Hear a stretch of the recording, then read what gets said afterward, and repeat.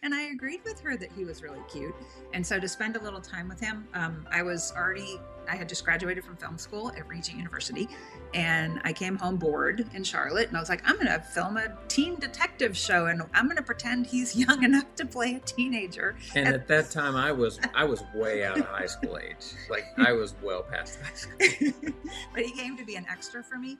And so what's so funny is that I had a crew of like 2 people, and I was director, camera operator, writer, whatever. I still have the footage today from my little Hi8 camera where I was running around all these extras in the high school classroom, and I kept landing on him in the footage because I thought he was so cute. Love stories fill us with joy and inspire hope for the future. And a true life romance can remind us that sometimes just one spark is all it takes to change everything.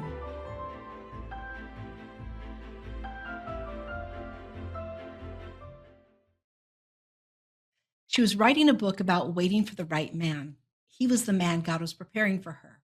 We want to savor this delightful story. Welcome to Unexpected Love Stories. I'm your host, Don Prushkovsky. And our guests today are Chris and Cheryl Price. Cheryl McKay Price is the author of Finally the Bride, Finding Hope While Waiting, and Finally Fearless. She's the screenwriter of feature film The Ultimate Gift, as well as These Stones. And Cheryl's co-written many more. She's the author of Potter Knows Best. It's a series of children's books, and co-author of the novel Never the Bride. Chris owns a Roads and Rivers media production and post company, where he serves as a producer, camera operator, and video editor. He's also a former missionary who served in Spain, Paraguay, and many other countries. And together, they've spoken at churches and events, and they plan to co-write a marriage book called Finally One. All right, let's hear this beautiful story. I'm so glad you guys are here. Welcome. Well, thank you so much for having us to begin with. It's a pleasure to be here. Oh, Yeah, thank you. wow. I'm the one who's so honored. Thank you so much. Okay, let's hear your story. We have to go back to the waiting process, correct? That is correct. That is correct. So for us, it seems like waiting has always been a part of our story in various parts of life, you know. And I think sometimes what's really tough is when you're in the middle of waiting, especially when you have hope for something that's coming, it's really easy to get impatient and just kind of strike out on your own or make your own decisions. But we found that it's always best to really just rely on the Lord and trust Him and to wait on His timing and just surrender to Him and His choice, because His choices are always the best for us. Yeah. Like if I could take you back in time a little bit, I would go back to 1994 when I have a journal entry in here that I'm just going to read the beginning of, because to me, these days, it kind of cracks me up. I wrote a prayer to God that summer saying, "There must be a reason, Lord, that you have left me still alone. You must be shaping me for something, but I'll be honest, I'm sick of it." But as I always say, you know best. I know it will be special when you, my Lord, finally bless me with marriage and a family. My future is in your hands, Lord. I don't know where it's headed, but use me for your sake and your glory. Now, of course, I had no idea that it was going to be 17 years later until I went on my first date with this guy. But we did meet in the 90s. We did. You want to share a bit about that? I do. Yeah, we both went to the same singles class at a fairly large church in Charlotte, North Carolina. And just the singles class alone had over 100 people on average. Ooh. So it was a large class. Yes. And I actually got to know Cheryl's sister first. Her and her boyfriend were in that class as well. And that's how I got introduced to Cheryl. Yeah, because my sister said, you got to meet this guy in singles class. He's really cute, and his name's Chris.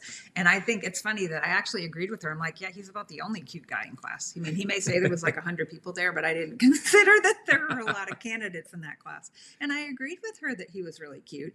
And so to spend a little time with him, I had just graduated from film school at Regent University. And I came home bored in Charlotte, and I was like, I'm going to film a teen detective show, and I'm going to pretend he's young enough to play a teenager. And at that time, I was way out of high school age. Like I was well past high school. But he came to be an extra for me. And so it's what's so funny is that I had a crew of like 2 people, and I was director, camera operator, writer, whatever. I still have the footage today from my little Hi8 camera where I was running around all these extras in the high school classroom, and I kept landing on him in the footage because I thought he was so cute. Yeah. So anyway, he apparently started dating another girl.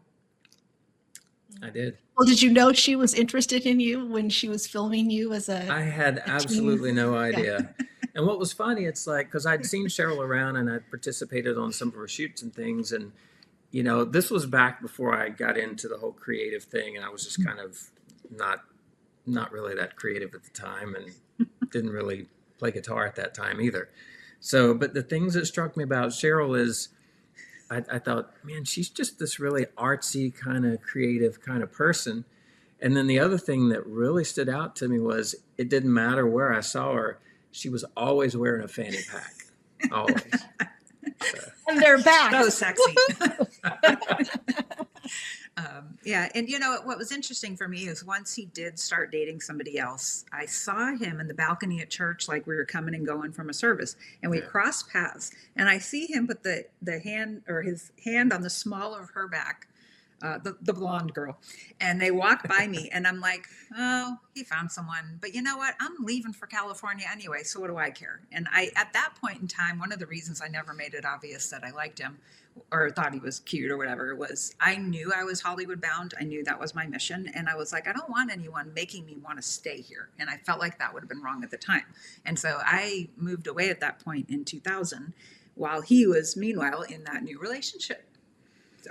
But you know, the funny thing about it is that relationship, once that one ended, and she was a great person, and there was nothing, you know, about that. But it just, the more I prayed about it, I just knew that she wasn't the right person for me, and I wasn't the right person for her either. So I ended that relationship, and I didn't know that would be the last person that I officially dated until we reconnected years later.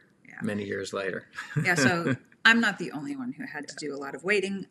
But I will say in the in-between years, like once I moved to LA, I ended up in a relationship that I thought was headed toward marriage. And this was in 2003. And I brought the person home. They met the family, everything. But I have to say, in God's loving kindness, I was in a prayer meeting and someone was praying over me, and she warned me from God that it was about to be over, which didn't make any sense because we'd just taken this trip together. But his loving kindness to me was to make sure I wasn't totally blindsided by it. So I even knew before him that he was going to break up with me because I never would have broken up with him. Like that wasn't on my plan. I thought we were headed down the aisle. And so when he did do what God said he was going to do, of course it was devastating. It didn't mean it wasn't more painful. And it was 8 months of darkness for me. It was like the worst depression I've ever experienced. But at the same time, one of the things God gave me at that time to hold on to, when this person was praying over me, warning me it was going to be over, she said, but God wants you to know you have a lot of joy set before you. You are going to get married someday. Didn't tell me how long it was going to be. But the other thing was a promise that God was about to open a new door for me in my profession for the first time ever. Which turned into being The Ultimate Gift, which was my first feature film, which gave me something fun to work on for a little while that was good and distracting. And that was a beautiful thing. But also, he healed me of that depression. Like after the 8 long months, it was Easter Sunday of 2024, when all of a sudden that oppression was gone. And I was a different person the next day. And I was ready for a job like that once The Ultimate Gift came around, because the first time they tried to offer me the job, I was so depressed I wasn't inspired and I didn't get it. They came back to me a year later. I was ready for it. And so God in his divine timing actually held that gift for me, which I am eternally grateful for because it totally changed my professional life. But in the meantime, you know, I always feel like he likes me to write about things that give me the chance to share about my angst. And one of those was, as you mentioned before, Never the Bride. It was as a screenplay first before Renee Gutteridge and I did it as a novel. And that just basically came from a moment of me walking down the street praying, because I did a lot of prayer walking. And I'm like, why don't you just put a sign on my head that says never the choice? Because there are these people that I liked and they didn't like me for 7 years straight in this waiting period between the last guy and then when Chris and I finally reconnected. But that, of course, everything becomes an inspiration for me to write about. Now, I think there's a lot of people that can identify with that, though. Yeah. Know how many And the times funny- I thought it was on my forehead. Yeah. Well, and the funny thing is, while she was waiting, going through her stuff, I was going through my own share of stuff. And, in that, when you're in that waiting mode and you're desiring to be married and to meet someone, it could be tough, And I remember there was a time where it literally felt like I was wearing girl repellent. I mean, literally it's like nobody would go out with me, not even just on kind of a casual for fun, just, hey, you want to go see a movie kind of, so it was a pretty dry season. And I remember just going to the Lord. I remember just going to the Lord, and I finally got kind of really tired of it. And I said, okay, Lord, just tell me, do you really have somebody for me, or is it going to be just me and you? Just, I really want to know. Just bottom line it, just let me know. And he did confirm with me. He's like, yeah, I do have somebody for you, but you just need to chill and relax and be patient and just trust me, and it was quite a walk to do that. So, Yeah. Well, what was interesting too, that when I felt healed from the depression and I felt ready, God told me, you are ready, but he's not. And so I was like, okay, I don't want something before it's finished. I want to wait and whatever. And, a year or two into that, you start to get impatient. And I remember around year 6 or so, I'm like, what kind of moron did you choose for me that's still not ready for me? But the interesting thing for him, the opposite side of that story, was God told him I was ready, but he wasn't. And it matched. And when we compared notes later, we had that to share. And tell me what that was like for you. Yeah. So during that waiting period, I remember there was one morning where I had kind of one of those, I wasn't quite sure if it was a dream or a vision, or I was kind of, half asleep or whatever. But I remember just seeing this picture. And what I saw was there was a picture of a lady, like a bride, dressed in a bridal gown, and she was holding her little bouquet. And it's like she was sitting on the steps of a church, just kind of sitting there, and she had her little bouquet out, and she was just kind of just really forlorn and just sad looking, like she'd been waiting for someone a really long time and it just hadn't shown up. Gee, I wonder who that was. Yeah. And I think that was the Lord's way of saying, hey, buddy, you need to wake up, and, we've got some work to do here. And, so it was, number one, kind of a kick in the pants. And number two, it was also a confirmation that he did have someone for me. And for me, during that time, you mentioned earlier that I did previous missions work. And for me, that's kind of where my headspace was. And that's where I thought that the Lord would be taking me long term. And I'd also started playing guitar during that time and had gotten more creative and artsy. And so I started to develop this vision for my life and what I thought the Lord was leading me into doing. And so in order for me to turn my focus to Cheryl, because I had some specific things that I was thinking that the Lord would bring in my wife, and back to the vision of the bride that he showed me. I remember there was a few specific things. It's like her face was blurred out. I couldn't see detail as far as that goes, but I remember noticing she had long dark hair and she had kind of olive complexion, And so that's kind of one of those things that stood out during this time.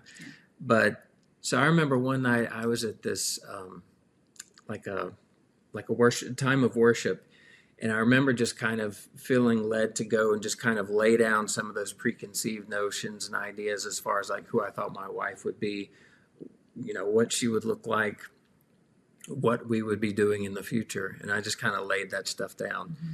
And it was probably, I think, less than 3 months after I did that, that the Lord actually crossed our paths again. Yeah. So, and that, of course, is a really fun story. But before I get into that piece, I want to share there were two things that stood out to me with him. Like, I grew up with a lot of fears of dating and men, and that's what Finally Fearless is about, that other autobiography. But what was interesting is I refused to ever go on singles sites. It was never going to happen. And what was interesting to hear from him later is that he had a time where he was trying to do an online profile where he never would have found me. Yeah. And what did God do to you? Yeah, I'd gotten to the point where I was just really, really tired of just, really tired of the waiting. And I thought, I'm going to go on Yahoo Personals, set up a profile and just kind of just test the waters and see what happens, So I'm sitting there on the computer, typing up my profile. And it was literally like somebody tapped me on the shoulder. And the Lord said, what are you doing? And I was like, well, I'm filling out a profile. I'm tired of waiting on you. And he was like, well, all right. If you want to do it that way, you can. But just know that you will miss out on my very best for you if you continue down this road. You can do it because I'm giving you the choice. But if you want my best, then you would do better to wait, Mm-hmm. And so I sat there for a minute. I literally considered it. And I thought, all right, well, I sure wish you would hurry up. So I deleted my profile, and that was that. But yeah, So, which I'm very thankful for. Well, me too now. So then that 1 year before we reconnected, which ironically was over Facebook, which I'll get to that in a minute. I had wrote the script for Never the Bride, and then I partnered with my novelist Renee Gutteridge to release the book. And so in that story, there's lots of things like the girl is caught up with the best friend and she can't see who God has for her type of situation, which later turned out to be matching my real life.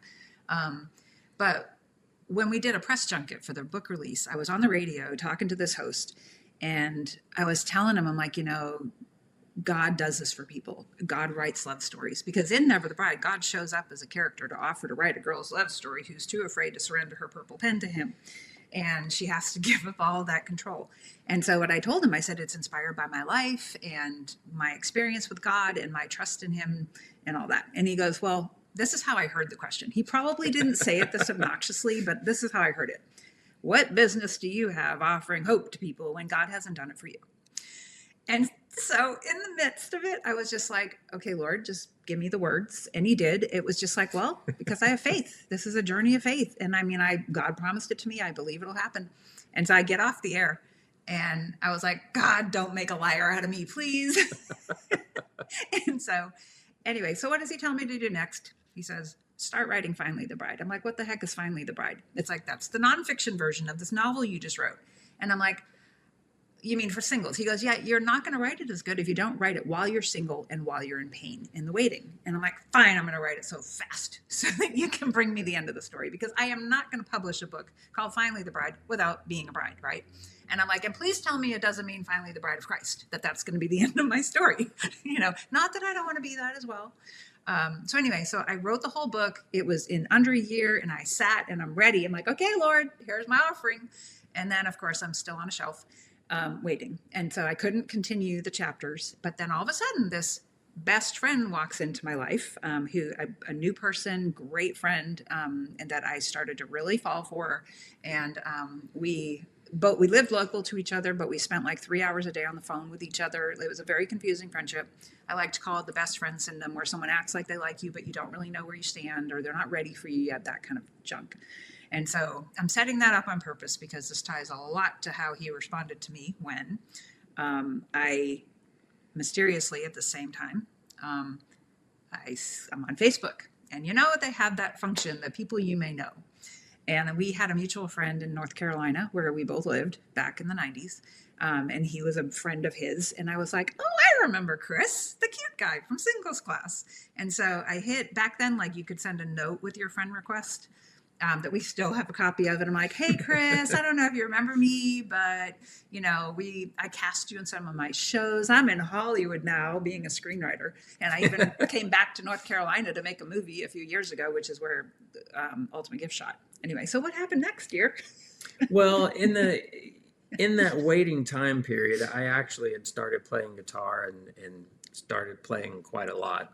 I was never great, but I was pretty solid and pretty consistent. So I would play on a few local bands and on lots of different worship teams. I got invited to play quite a bit because I always showed up, and then I was always ready to play, and I knew my stuff when I showed up. So I got to play quite a bit.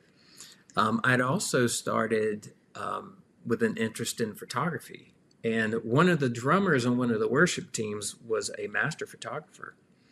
And so I went and studied with him for about a year, and so that was a lot of fun. So I was no longer too artsy, is the point. That's right. That's right. So, but with guitar, I started teaching guitar lessons, and I was teaching lessons full time, and actually second shooting weddings with 4 or 5 different photographers in the Charlotte area. And so one day I was in my car driving to a guitar lesson, and I was driving down this street, and I thought, I drove past this neighborhood, and I thought, I think that was Cheryl's neighborhood, the girl from singles class. And for some odd reason, I guess we had one of the singles events or something at their house, and I don't know why. I went to it, but I don't know why I remembered, the neighborhood. Couldn't take it to the house, but I knew where the neighborhood was. And now keep in mind, 10 years had gone by since she left to go to California, and I stayed in North Carolina. And once she left, she was just gone, and I lost track of her sister and her too, and she was just gone. And so didn't hear from her, didn't think about her for a long time. So I'm driving down the street, and I noticed this neighborhood, and I thought, gosh, I think that's Cheryl's neighborhood. And I thought, I wonder whatever happened to her. And I thought, I'm sure by now she's probably married and got a couple kids and everything, and has really moved on in life, and and it was just one of those kind of out of the blue kind of things. Mm-hmm. And so I just kept on. And so less than 3 days later, after that random thought, I get this Facebook friend request from who. And so I was like, well, that's kind of odd, but it really kind of, the timing of it and how it happened really kind of, piqued my interest and got my attention.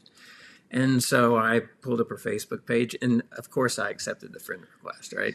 And so I go on her page, and I'm like, kind of semi face stalking her a little bit, just seeing what she's been up to. And in her profile picture, it's got a picture. She had a picture of her with these 2 little guys with her in her profile, and I thought, there you go. I knew it. She's married, and those are her kids, But once I kind of dug around a little bit and kind of investigated a little further, I realized that those were her nephews. And so I was like, well, that's interesting. And so then I noticed that she wrote a book called Never the Bride. So I kind of checked out the book, and when I pulled it up on Amazon and I looked at it and I saw the cover, there was a picture of a bride on there. And I was like, ooh. And then as soon as I saw the book, immediately I immediately went back to that vision that I saw, of the sad bride holding the bouquet. And I was like, oh, that's really weird.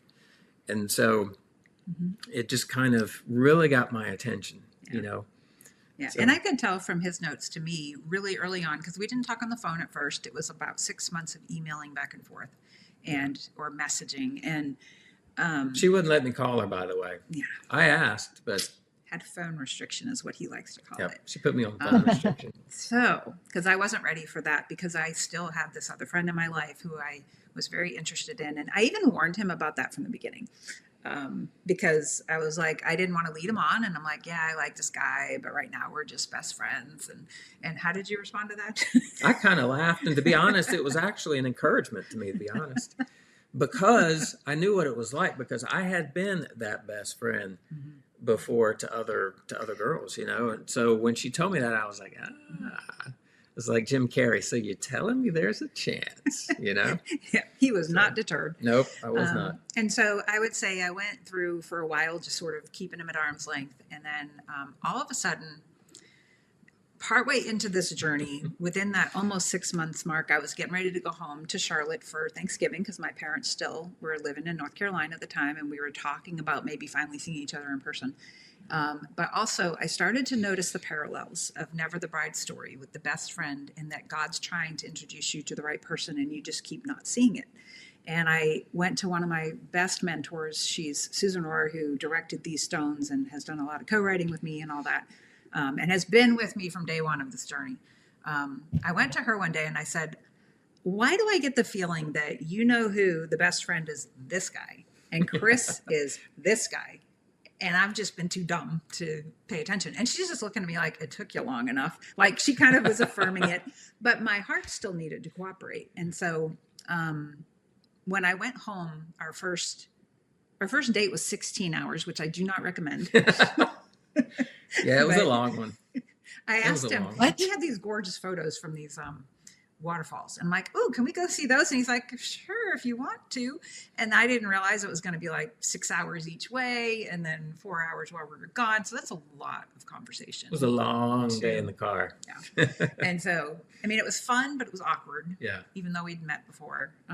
But the thing was, like, we had spent so much time communicating through email and text and that type of thing, communicating from a distance, but we hadn't been in each other's presence.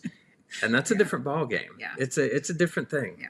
So, Yeah. you know, first date, you know, because on one hand, you feel like you know this person because you've been communicating so much with them. Yeah. But when you're sitting there beside him in the car, it's like, it really was awkward. Yeah.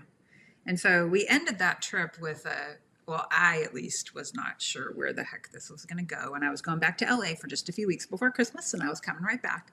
And I used a lot of that trip to pray about it. And as soon as I got back to Charlotte, I went and I had a great prayer time with my best friend's family.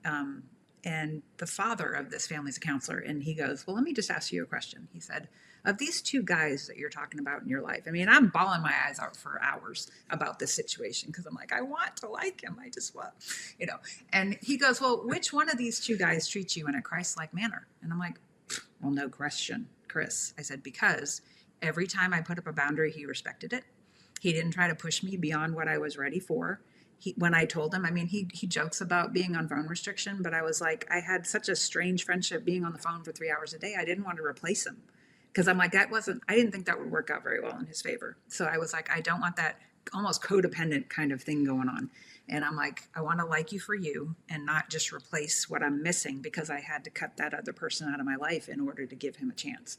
And so once I had that counseling session with my friend's dad, the very next day we were already planning to meet at his church in Charlotte. And it was like the scales fell off my eyes and I saw him differently the second he came out of his car and we meet in the middle and I'm like, ooh, he's really cute. And I just felt different. And then at the church service that day, they were having a prophetic prayer meeting for guests. It was like the regulars couldn't go, but if you were a guest that day, you could sign up for a prayer session. And so he goes off to the bookstore to get me my free visitor's book while I go and get prayed over by, it was like 3 or 4 people, strangers at a table. And they didn't know, and they didn't even know me. So it's not like there was there was no connection at all to me. Yeah. So when she walked in. Yeah. And so I'm sitting there and they said that apparently they have rules they're supposed to follow when they're prophesying or whatever. And one of which is they're not supposed to talk about future husbands. And then the guy, though, he's like, I'm just going to go out on a limb here and say that God's been trying to give you a gift. You've been too blind to see it. He's been right in front of you and he's trying to give you your husband. And he's like down the hall. And I just kind of start laughing and I'm like, yeah, I kind of know that now. And I only knew it like the day before because God healed me the day before. And I never cried again about that whole situation. And so I wrote everything down. It was a pretty long prayer session. I didn't share it with him until the day we got engaged. But I went to the bookstore and he goes, how was the prayer time? And I'm like, very interesting. I said, maybe one day I'll tell you about it. But I kept my mouth shut at first. And for me, by that time, like I I knew well before then that we were going to end up getting married. I didn't know how the Lord was going to work it out, but I just had a total peace. I'm like, well, she'll come around at some point, you know. So that was really nice that you know that transition occurred that Sunday. Yeah. So by the end of that Christmas trip, we Yeah. really knew we were going to get married. It was just sort of a matter of when. Yeah. And then he came out in February for Valentine's week to visit LA for the first time ever. Because one of my original concerns was, I ain't ever leaving LA, and we don't belong together because you want to go live in Africa. So I pretended with his missionary thing. And I'm like, I don't ever want to go to Africa, let alone be a missionary. So my missions field is LA. So that was one of my things I used against him in the beginning. Funny though, I've never been to Africa. So, but you came out, I guess, and to plan the proposal. I knew it was going to happen that week. I just wasn't sure when. And you decided not to do it Valentine's Day because that would be cliche. That's right. So yeah. Well, see, I had a plan. Number one, I had gotten to know Susan by then too, and so she and I were communicating a little bit back and forth, and kind of she gave me some. The one Susan who knew Roy. it was him before me. Yeah. Oh, okay. My mentor. Yeah. So she gave me a couple of pointers and some cool insights as far as a few things to keep in mind. So remember, I was second shooting weddings during that time and doing photography as well. Well, come to find out that one of the photographers that I was second shooting for, she was going to be out in California in the LA area at the same time that I was coming out to visit Cheryl. And so I was like, So what I did was I posed it to Cheryl like, oh, let's have couples pictures taken, you know? And so the photographer's name is Lisa Crates. She's a wonderful person, wonderful photographer too. So I'm so thankful that she went along with the plan. So we were going to meet, and one of her favorite places was the Santa Monica Pier. And so we went to have couples pictures taken on the beach and at the Santa Monica Pier. But I'd worked it out with Lisa in advance. I said, hey, you know, I'm going to propose to her, so I want you to catch the actual proposal. Because most of the time what happens is when someone gets engaged, they'll go do a reenactment, and that's kind of where most of the photos come from. Well, I kind of wanted her to capture the real thing. And so I told her kind of where I was planning on proposing and everything. So she was all set and ready for the signal from me. So, you know, so we took a lot of photos and had a great time. And then we walked to the end of the Santa Monica Pier. And so then I pull out this little ring box, and I get down on one knee and I open the box and I lift it up to her. Well, in the ring box was not only a ring, but there were also a couple of M&Ms that were personalized, because that's to be honest, I kind of ripped that off from the proposal scene in Never the Bride. So I thought she would appreciate that. I really did. I was very happy he did that. Yeah, and before then, I didn't know you could get personalized M&Ms, but you can. And so I had a few of them made up, and they had things written on them like, you know, marry me, I choose you, you know, those kinds of things. And so, you know, when I opened that up and asked her, she was like, oh my goodness, you know, it was great. Like, think about my line, never the choice. And yet he says, I choose you. Like, that meant a lot to me. Yeah. So. And Lisa was there and snagged the whole thing. So we have those photos. So, what also was kind of neat was I had just inherited my grandmother's engagement ring. And I wanted to use it. I didn't want an engagement ring. So somehow he needed to find out that information. And so my family took care of that. And then Susan also helped and suggested, like, why don't you propose with a wedding band that'll match the ring? I, in a silly way, actually tried to leave that engagement ring out where he'd see it before we went to go get proposed. And because I didn't know his plan was to find, like, this, you can see on the ring that he bought me to go with my grandmother's ring. And it was funny that, because I didn't know that was a plan. When we're getting ready to leave, when I think he's going to propose, and I'm like, he didn't take the ring. Nobody told him. Hey, you big dummy, aren't you forgetting something over here? Because I had her picture the day she died. I was holding her hand for 3 hours before she passed away. And she was still wearing this up until that day. And so I draped it on a necklace over that photo, hoping he would notice. But anyway, he didn't need it because he already had his own plan. That's right. Have you lived an unforgettable love story? We want to hear it. In Unexpected Love Stories, we're collecting real stories of love that came out of nowhere or changed everything. Whether it started with a glance, a prayer, or a second chance, your story matters, and it could inspire the world. Visit unexpectedlovestories.com and share your love story today, because the world needs more stories like yours.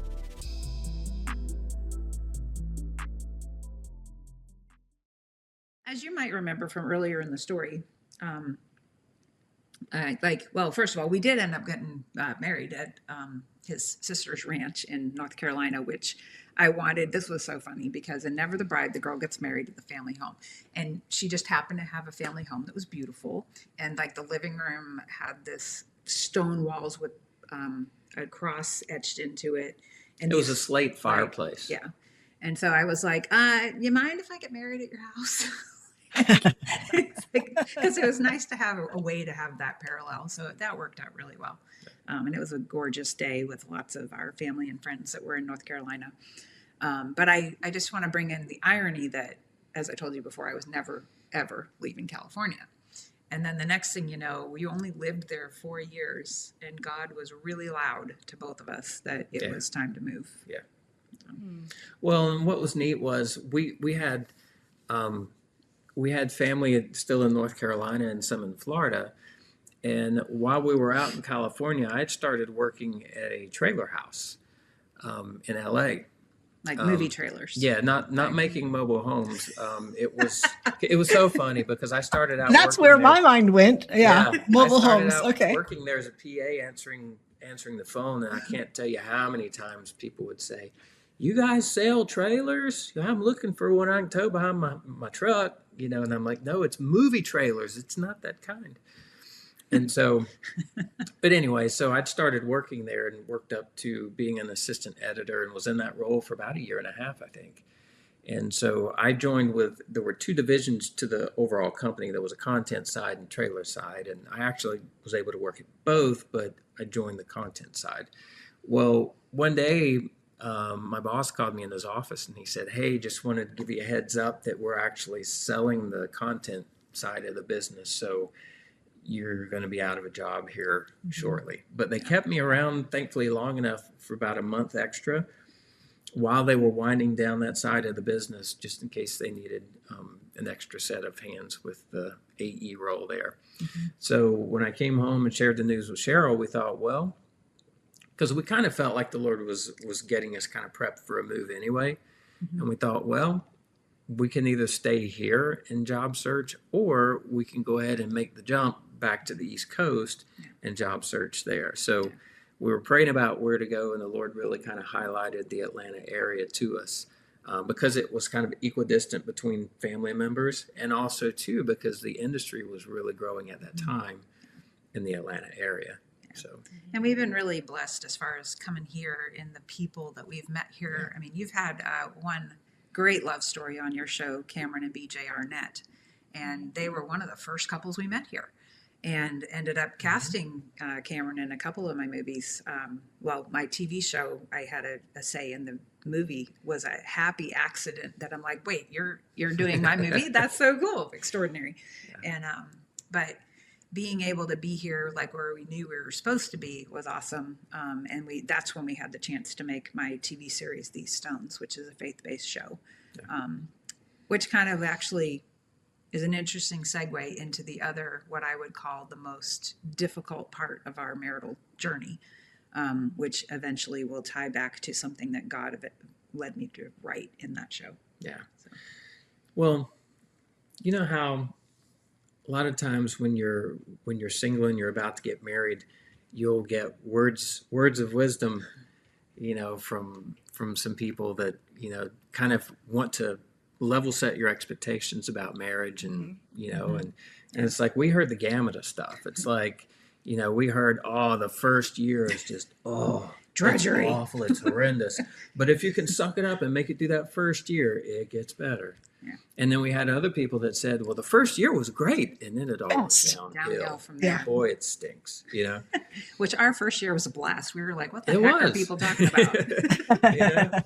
And so I think some of that the honeymoon, What's All that? year, I said, it's a honeymoon all year long. What are you That's talking exactly about? right. You Yeah. know, and I think for us, we were so similar in a lot of ways, and we have very similar love languages, so that kind of helped us, I think. Mm-hmm. And I know that people say opposites attract, and that's true to a point. But I think sometimes those things that are opposite that attract you to someone in the beginning can kind of wear on you later on too. So we found that friendship is a great bond, Mm-hmm. especially in marriage. So yeah.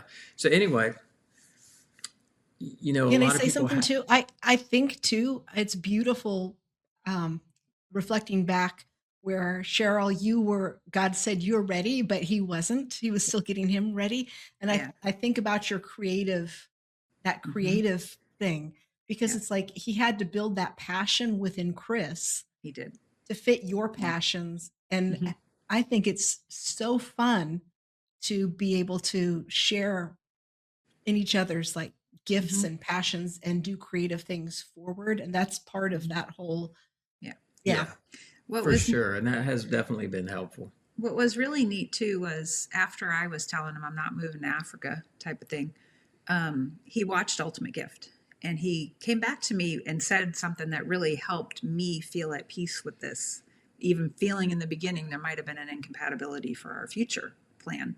And he said, I watched your movie and I realized your movie can touch millions of people. He's like, it's not that there's anything wrong with being a missionary. He's like, I can touch one life at a time. He says, but now I understand why what you do is also a missions field. Yeah, And I'm like, oh, he actually gets it now. yeah, You know, yeah.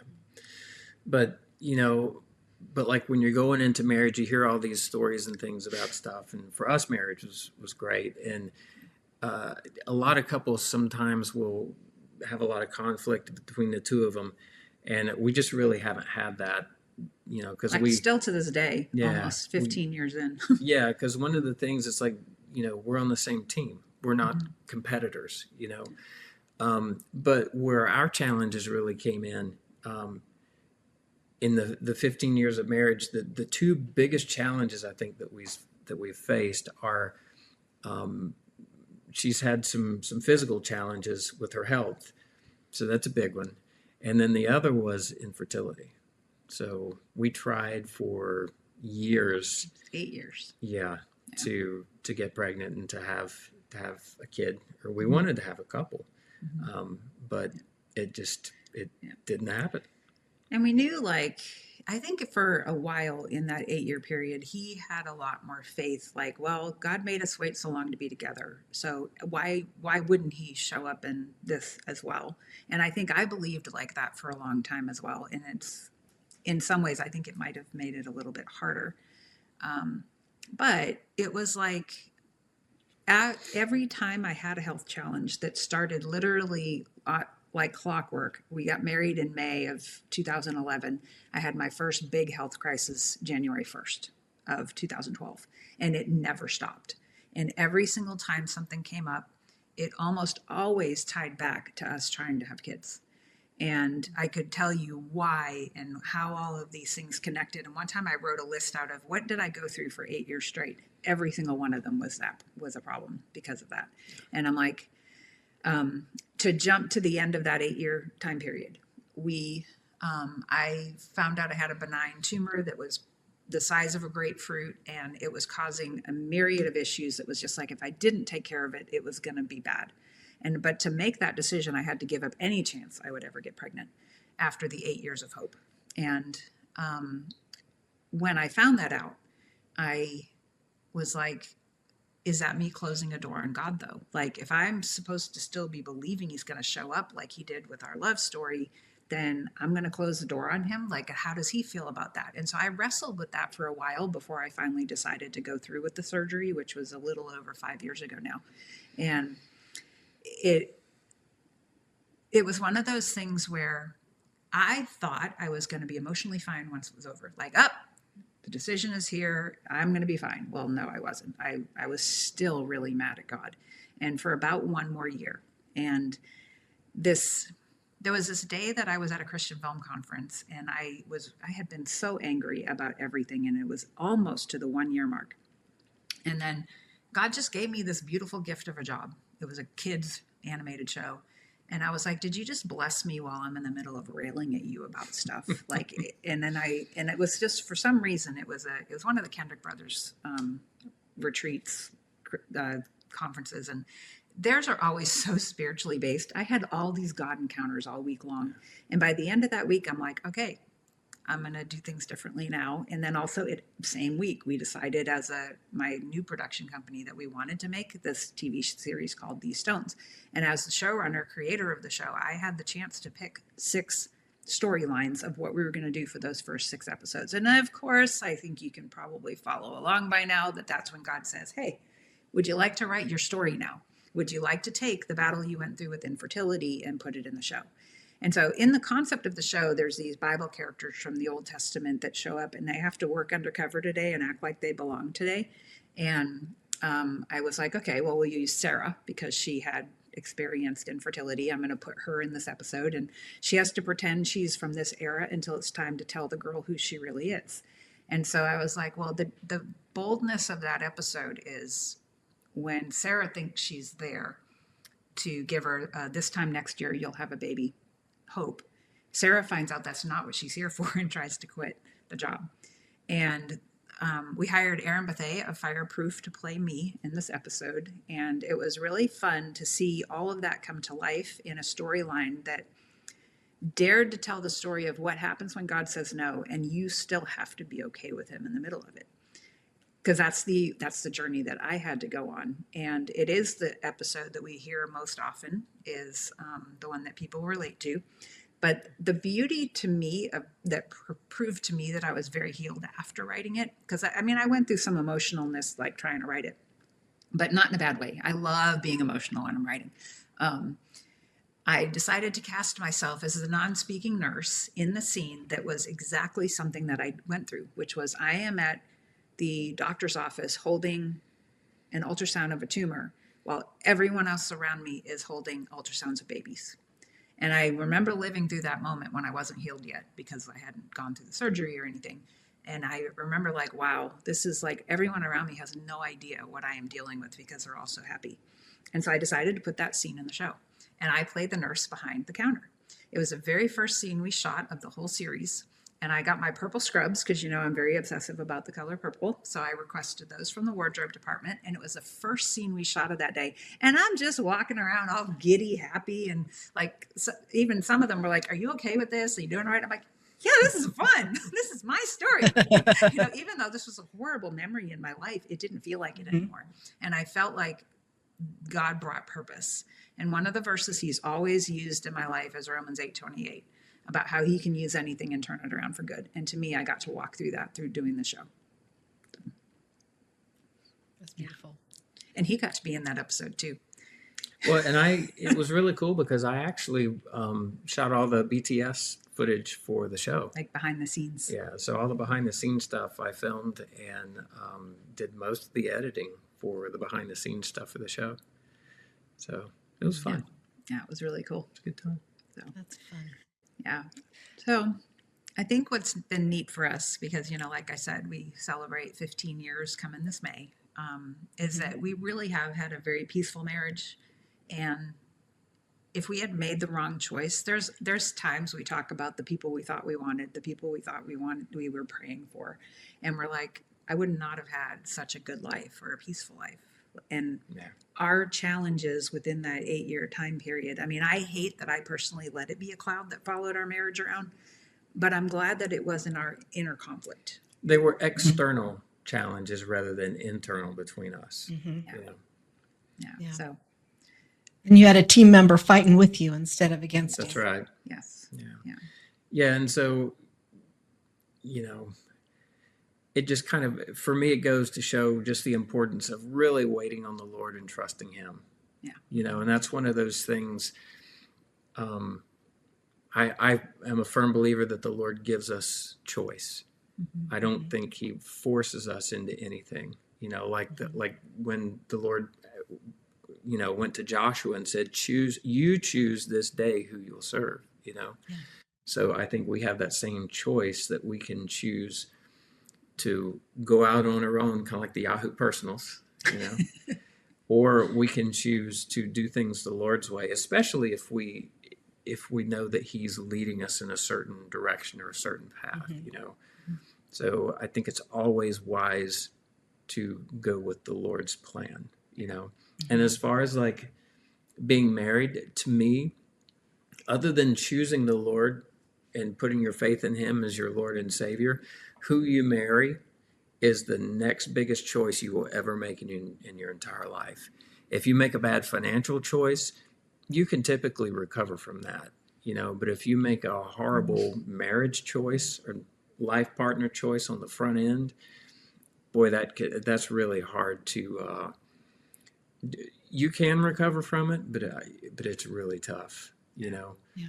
And a marriage takes two. You can have one person that's trying as hard as they want to, but if the other one just won't engage or not doing their part, it's just not going to work, you know. So it's always wise to go with the Lord's choice. Yeah. And I think, like, if I were to encapsulate what I learned through all of this, it's that message of, are you willing to surrender the pen to God and let Him write the better story? Because if I were writing my story, it wouldn't have gone the way that it did. And if I had kept that control. And I think any of your listeners here, I mean, it can translate to any part of life. It doesn't have to be about marriage. Is there any area of our lives that we are clutching that pen, like my trusty purple pen here, clutching it too tightly to try to force something in it that maybe God doesn't have for us? You know, He has different gifts for all of His kids. He makes different decisions for all of us. But the main thing is trying to make sure we're in prayer and listening to, what do you want? And being open to the fact that His answer may not actually match what you hope for sometimes. Yeah. And that has to be okay with us too. And the future that He has for you may not look like what you had envisioned it or picture it, you know.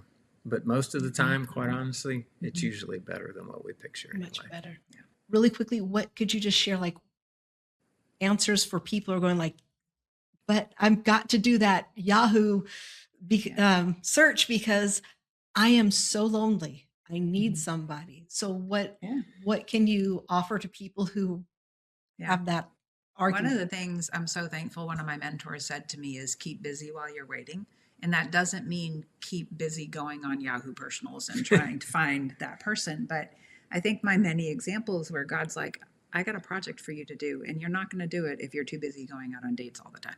And you're not going to write these things correctly if you're already happy, you know? And so that can translate into whatever somebody's life is.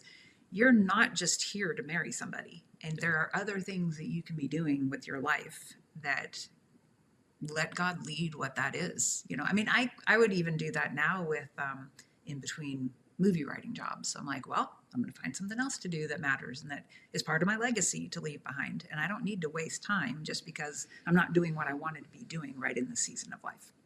What about you, babe? Yeah, and I agree.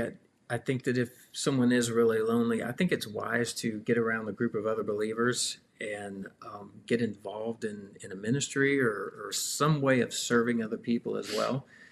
But the other thing too, and I don't know if any of your listeners can relate to this, but I was 40 when we got married, and I had never been married before. And the last person that I dated prior to Cheryl was 10 years before that. So I was 30, I think, when she and I broke up. So that's 10 years in a very critical age range. And what happened was, for me, it's like I had a group of friends. They all got married off. And this is no knock on anybody, because I get it and I understand it. But most married people want to hang out with other married people. So I had a group of friends. They all got married, and I was by myself. I went and made another group of friends. They all got married, and I was by myself. And after about the third or fourth round of that, it's like, man, you know.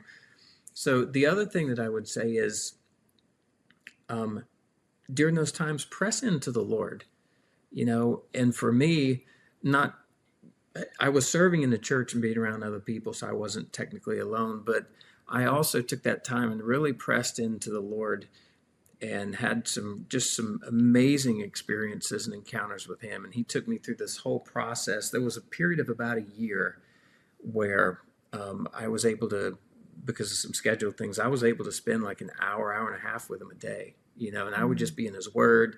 I would go take walks or go jogging and just really just get alone with the Lord. And he took me through this process of amazing spiritual growth during that time. And it was just an amazing, intimate time with the Lord. And had I have not pressed into him, I would have missed out on a lot of that. And so he grew me so much during that time that actually prepared me for some other things to come. Mm-hmm. And it really just solidified my relationship with him. So that's the other thing I would say, is really just press into the Lord in those times. Very good. Wonderful, wonderful story, wonderful words of wisdom. I love all of this, and everyone needs to check out all of your projects, your books, your TV show, your movies, everything. Where can they find your movies, your TV show? Yeah, I have all of them listed on my writing website, which, no big surprise, is called purplepenworks.com.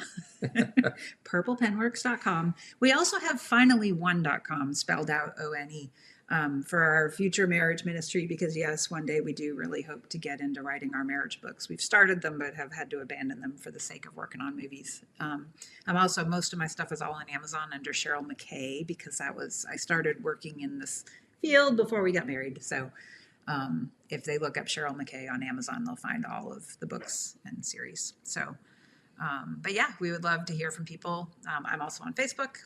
He is never on Facebook, so I give him all of these little love notes on Facebook that he never reads. So he already found you on Facebook. He doesn't need to go back. Yeah, that's right. So, but yeah, I really appreciate you having us to share our story, and we're grateful to God for it. But we also hope that it encourages other people who might be in a waiting season about any part of life. Absolutely. Wow, I do. I'm so appreciative that you shared your story. Friends, remember, your story isn't over. God is still writing, and his timing is always worth trusting. Be sure to head over to our website, unexpectedlovestories.com, to find out more about Chris and Cheryl, how to connect with them, and to see all their great love story pictures. That link is in the show notes. It'll take you right to their episode page, or just type in unexpectedlovestories.com. And while you're there, would you please download our free gift for you? It's a beautiful guide to help you document your own love story in multiple ways. And if you love love stories like I do, please be sure to subscribe to this podcast. A new story comes out every other week. And would you spread the joy and share these stories with your friends and family? I know they'll appreciate it. Well, I hope that your heart feels lighter and full of hope after hearing this beautiful story. As you know, often the best love stories are the ones we never saw coming. So keep your heart open, because love truly is waiting for you. We'll see you next time.